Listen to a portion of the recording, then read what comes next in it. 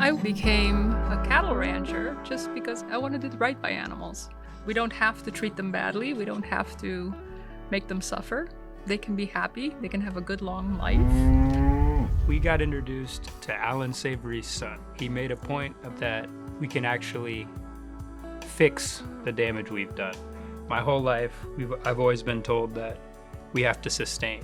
We can't go back. We're done. It's all wrong, and there's nothing more we can do.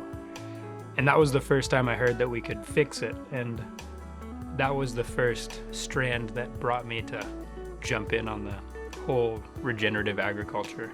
These particular cattle, Bonsmaras, graze in a very tight herd. They stick together.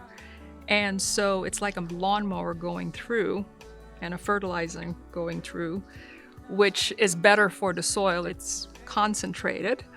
And they're brown and they're darn cute. We take into account the grass that we want to grow the most. And we make sure that our cows are being moved frequently enough that they don't harm the grass, and all of their excrement and urine can be used as the continuation of the mineral cycle, which in turn helps grow the soil. Nobody has dung beetles in California. They're really hard to find because of all the deworming programs that kill everything, including dung beetles, including positive insects and microbes and so on. Last summer, we found dung beetles. They're starting to come back. They take the nutrients from the manure and put it deep into the earth, and that makes the dirt soil much faster. The healthy soil is important because, one, it creates healthier us, and two, it sucks carbon back down into the ground. You can control the parasite cycle by moving the cattle in a certain time period. So if there is no animal in that pasture for 6 months, the life cycle of the parasite dies.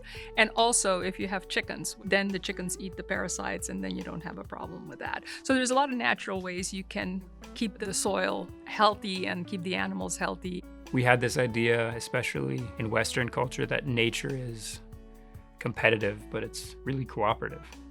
Every time I hike the land, I see new vegetation that I was unfamiliar with. When you look at the hills, you just see brown and you go, there's nothing growing here. Oak trees and grass, that's it. Not true.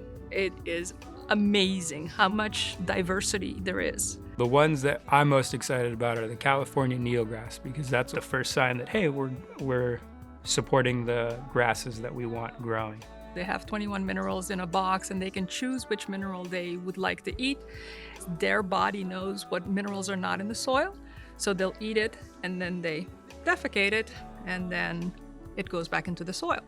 So it's a natural cycle and a natural monitoring of the soil and healing the soil.